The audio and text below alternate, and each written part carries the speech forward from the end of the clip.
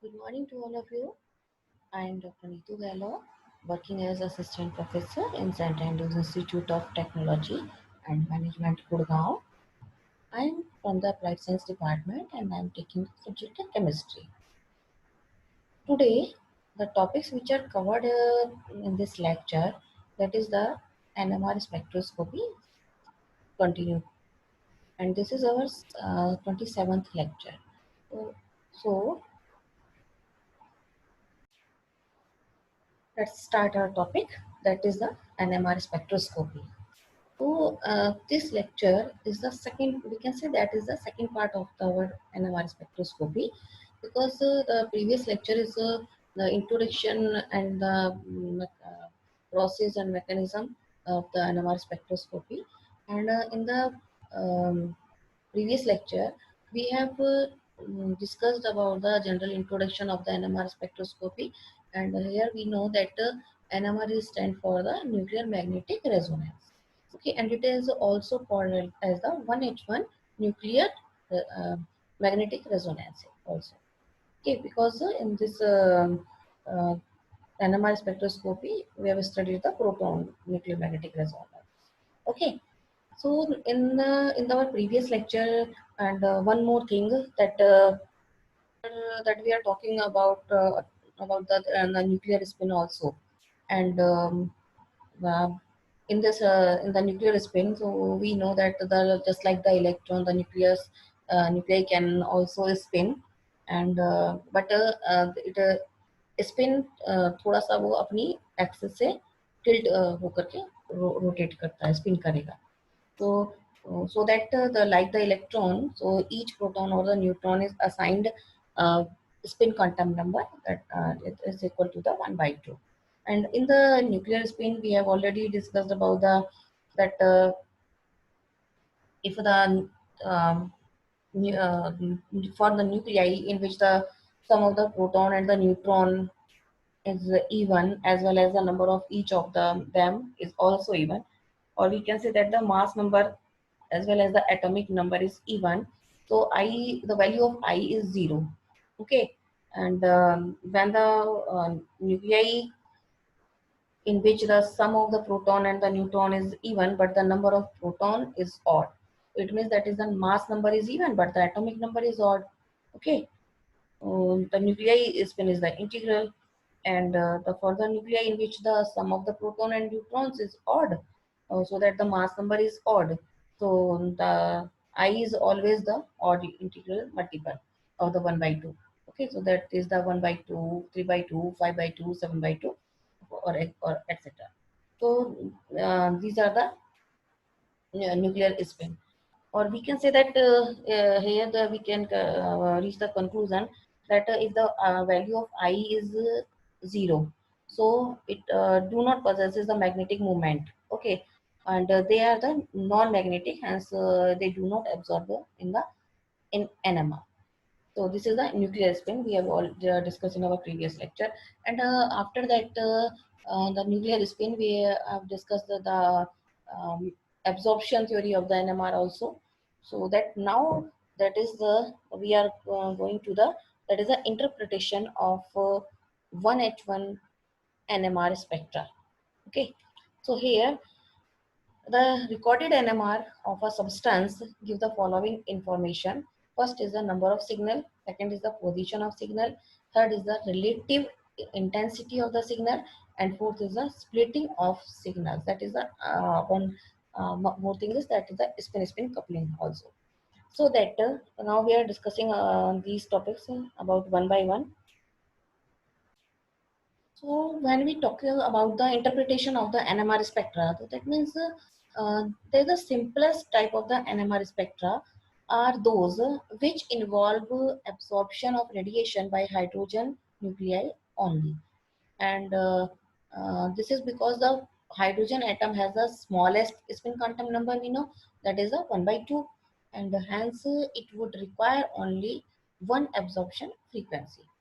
So the recorded NMR of a substance give the following information. So as these are the information is here.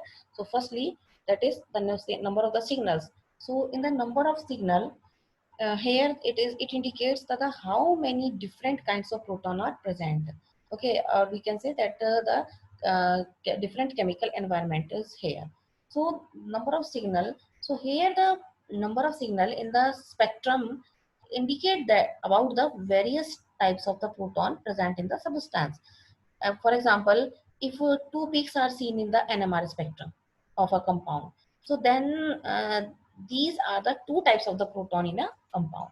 Okay, here we can say that suppose we take the example of this. So we can see that here are the two example, that is CH3CH2Cl. CH3CH2Cl is the one compound and another is the CH3CHCl. Here we can say that the Cl is attached to the first carbon and here the Cl is attached to the second carbon. So now we can see here in this compound there are the two NMR signals are present and here we also the two NMR signals are present, but the one word is used, that is the equivalent and the non-equivalent. So here the number of signals in the NMR spectrum that tells the number of different sets of equivalent proton in a molecule. Okay, so here we can see that that is the we give the number of A and here it is the number of B. So we can see that this carbon has a 3 hydrogen attached here and this carbon has a 2 hydrogen attached here, so that they have the for this carbon it has it gives a number A and it gives a number B. Okay, so now here we can see that A type of the proton are present here and here the B type of the present here, or we can say that the environment of the both types of the proton are the different. Okay, so the each signal the corresponds to a set of the equivalent proton, or it may be noted that the magnetic equivalent protons are chemically equivalent proton. Okay, so there are the example by which we can see the chemically environment are the different of both of the proton. So this is the equivalent or there is the non-equivalent. So firstly there we can say that there are the two types of the environment is here, so that the two NMR signals are present here. Here we can say again if there is a CS3 and CS3 both have the same type of the environment. Okay, that is the C and 3 hydrogen is attached here. Same way that is the C and 3 hydrogen is attached here, and so that these carbon has these proton has the same chemical environment. So these are found in the category A, and this proton has a different chemical environment because it's attached to the one side of the Cl and here the C, so that it has the different chemical environment or it is called the non-equivalent. So in the second example there are the A and A have the equivalent and the A and B are the non-equivalent. But we can see here they are the two NMR signals are present because one for A both A and the one for B. So this is the two NMR signals are present here. Here we can see the another example of the here. So there we can see that this is at this compound there are the CS3H, CS3H. So where we can give the number of all the protons. These are A. Okay, because they have the equivalent environment or they are the chemically same environment here.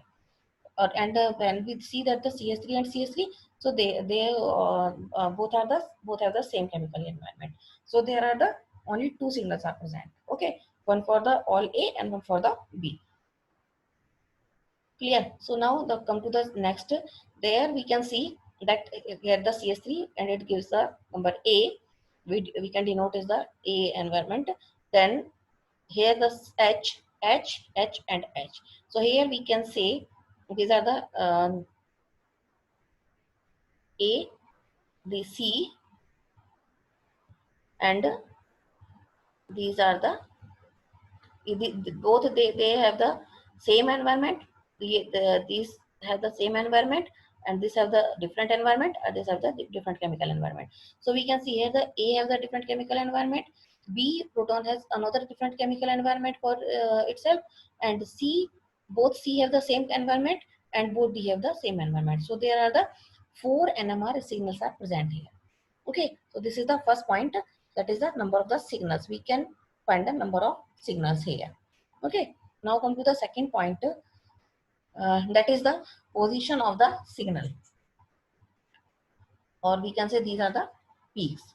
So the position of signals, position of the peaks, that indicates about the electronic environment of each kind of the proton. For example, if the signal of a proton appears downfield, downfield, मतलब value of delta is high, not a high delta value, then the proton is attached to the carbon which has the electronegative atom. So in this we can find the position of the signal.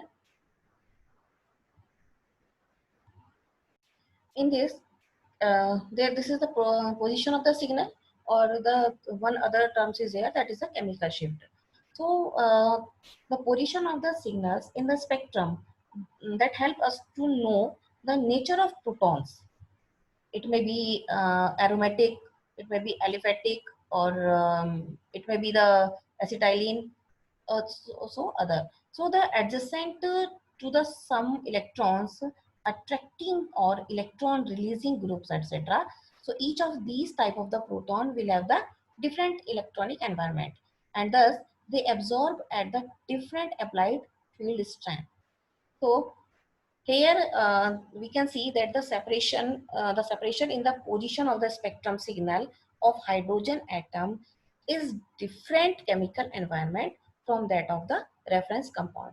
Here we take a reference compound also, by which we can compare the shifting. So that this is called, this reference compound is called the called this process is called the chemical shift. And for this process we take a inert reference, that is tetramethylsaline. Okay, so here this is the tetramethylsaline, that is the CH, that is CS3, CS3, CS3, CS3, and SI. So or we can say that is the, it is in short we can write it as the TMS, or it is a CS3 whole 4 SI. Okay, so that is a tetramethyl saline, which is work as a inert reference. So due to the we can say that due to the low electronegativity of the silicon, the shielding of equivalent proton is in tetramethyl saline is greater than most of the organic compounds. So therefore the NMR signal or tetramethylsaline is taken as a reference, and the chemical shift for different kind of proton are measured relative to it. Okay, so the NMR signal for a particular proton in a molecule. So TMS will appear at a different field strength as compared to a signal from the TMS. So this difference, the difference in the absorption position of the proton with respect to the, that is TMS signal, that is called the delta. So that is called the delta, or it is the chemical shift, and it is denoted by the delta value. So here we can see that the tetramethyl saline is here. There is the structure of the tetramethyl saline. So the tetramethyl saline is the most convenient reference by the these characteristics. Following characteristics we can say there are some characteristics. So firstly we can see that all the 12 proton they present in it, they are the equivalent. Okay, so that means they have the same environment, and hence it gives a single well defined absorption peak in the NMR spectrum. Okay, one reason is that, and second is the proton are highly shielded by their electrons from the external magnetic field, so that it shows the NMR at a very high external magnetic field strength as compared to the other proton. And then other reason, that is the chemically inert and miscible with almost all organic substance. Okay, and the last one is that the boiling point is the low, that is 34 degrees centigrade, so that it evaporates off quickly, and the sample compound is easily recovered. So here are the some points regarding to the TMS, by which we can use the tetramethylsaline as a reference compound. So here we can see that there is a scale by which we can check the peaks are here. So firstly, because we know that the tetramethyl saline is an inert reference, so that we know that its value is the peak value is 0. So this is the value from the 0 to 10. So here we can say that at for the there is a one peak and one another peak is here, but the difference between the two peaks are here. So now the another scale that is called the tau. So here the tau is equal to 10 minus delta. Delta is the chemical shift. Okay. So now the chemical shift, we can calculate the chemical shift or delta value is equal to the H sample minus H reference upon my H reference into my 10 to power 6. So by this method, by this formula, we can calculate the chemical shift is here. Okay, so now we know that the in the chemical shift or the position of the signals in here, we can check the peaks of the compound with the when we take the reference is the tetramethyl saline, and here we know that has the it is a inert reference. So we know that the value of the uh, TMS is the 0, and then we can see all the pieces of the compounds, and so that we can check the position of the signals here. Now where the one another thing is there, that is the shielding of the proton and the deshielding of the proton.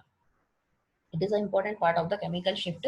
So they are now where we can talk about the shielding or the deshielding. So when we talk about the shielding of the proton, so it means the high electron density around the nucleus shields the number from the external magnetic field, and the signal are upfield in the NMR spectrum. Okay, so here we can see that in the center of there is a nucleus is present, and we know that the electrons are revolved in the around the nucleus. So but we can see that is not the exact electron, that is the density of the electron is present here. Okay, so when we apply the external magnetic field, okay, so that the there is another magnetic field by the nucleus, and the extramagnetic field, so that the nucleus want to align in the direction of the extramagnetic field. But here, because the density of the electron is high, so that they repel this magnetic field, extramagnetic field. So here so they these electron the high density electrons, they shield the nucleus. So this is the shielding of the proton. Or hmm.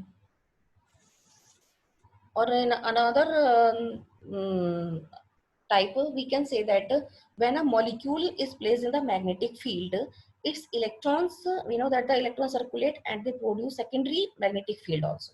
Okay, and that is induced magnetic field. When the rotation of electrons about the protons itself generate a field in such a way that at the protons it opposes the magnetic field. Clear? So thus the field felt by the proton is diminished at the and the proton is said to be shielded. So here that is the shielded of electron, shielded of proton. Now come to the second, that is the deshielding of the proton here.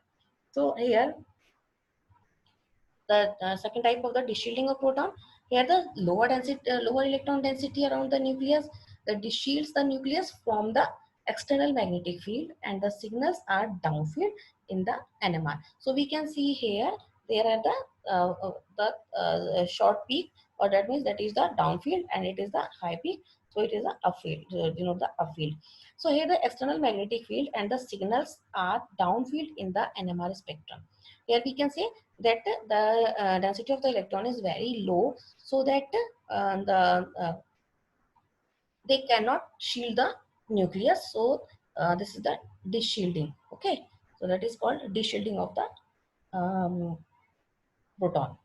Okay, or the shielding shift and the absorption upfield, and the shielding shift and in the absorption downfield to get and the effective field strength necessary for absorption. Such shift in the position of NMR absorption, which arise due to the shielding or deshielding of the protons by the electrons, are called the chemical shift. So this is the chemical shift. And now the third top point, that is the integration of peak area. Now come to the third point, that is the integration of the peak area. So it is difficult to proportional to number of protons give rise to that peaks. Yes, so that so the ratio of the peaks area of two peaks will be equal to ratio of number of protons giving rise to those. Here we can those peaks. Here we can see that in the case of CH3 CH2OH, that is ethyl alcohol, and here we can see that the here the chemically different, there the environment is different. Here it is denoted by A. For that CH2 it is denoted by B, and for the C that is denoted by the H is denoted by the C. So the ratio between the AB and the C is equal to, here the 3 peaks here the 2 peaks here, and here the 1 peak only. So the ratio is the 3 raised to 2 raised to 1 is here. And when we come to this example, there that we can see that the benzene ring and the CH3 and the CH3. Okay, and we know that these are the B group is here. So here we can see they are the CH3 and the CH3 have the same chemical environment. So it is, we can denote it is by the A, and the one another proton, that is the B. So they are the only the ratio between the A and B is equal to, we can see that the proton are 3 and 3. So there are the 9 as here, and the one another, that is the only 3 is here. So there is the ratio between the A and B, there is the 9:3. Okay, so this is the integration, or the that is the peak area. So we can define the peak area like this. Okay, and this we can also explain, that is already pointed out, that each signal in the NMR spectrum, that is represented one kind or one set of the proton in a molecule. So it is found that a certain molecule, a single peak or it is a singlet, and is not observed. That is the आपका यह peak area. Now the come to the next point, that is the splitting of signals in the form of multiples. कि हमें ऐसा लग रहा है कि वो एक ही पीक है, लेकिन उसके अंदर बहुत छोटे छोटे और भी बहुत सारी पीक्स उसके साथ ऐड है. So that is a splitting of signals in the form of multiples, and it is also called the spin coupling here. So now that is a splitting is due to the interaction of spin of proton. Okay, listen carefully, that the splitting is due to the interaction of a spin of protons with that of another proton and adjacent carbon. So equivalent proton do not cause splitting. The multiplicity of hyperlink structure depends on the number of protons on adjacent carbon. Here ऐसा लग रहा है मेरे से सिर्फ एक ही peak है, but इसके अंदर और छोटी बड़ी पीक्स अटैच है. So here the it equal to the n plus 1, or it is 2n plus 1. Okay, so here for case of the hydrogen, so we know that the value of the I is equal to 1/2. Okay, or that is a n plus 1. So now we can check, suppose the example of the CH3 CH2Cl. So here it is the A, and it is for the B. So signal number of signals A, for A that is the 2 plus 1, and 2 plus 1, that is the 3, and for B there are the 3 plus 1. So it is checked by the neighboring protons.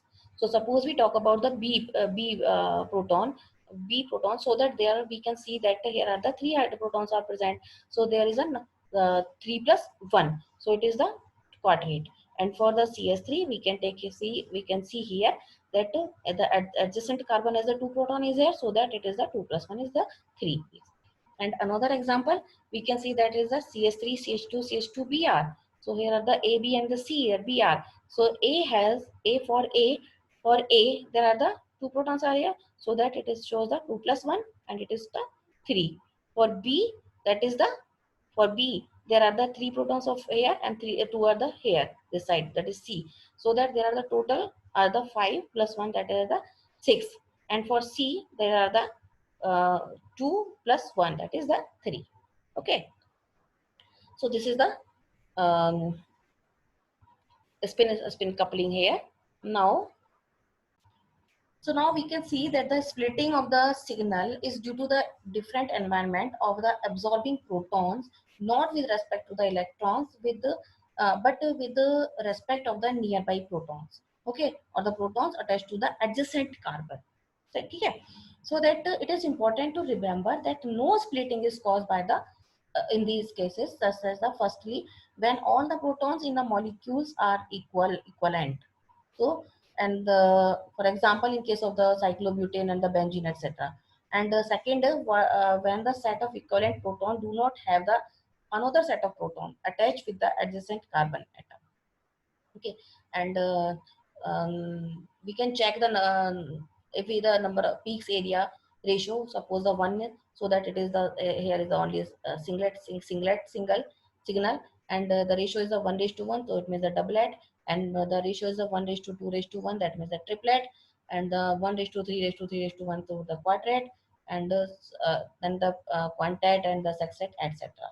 So this is the spin coupling, and the spin-spin coupling takes place between non-equivalent neighboring protons. So non-equivalent protons are those which are the different chemical shifts.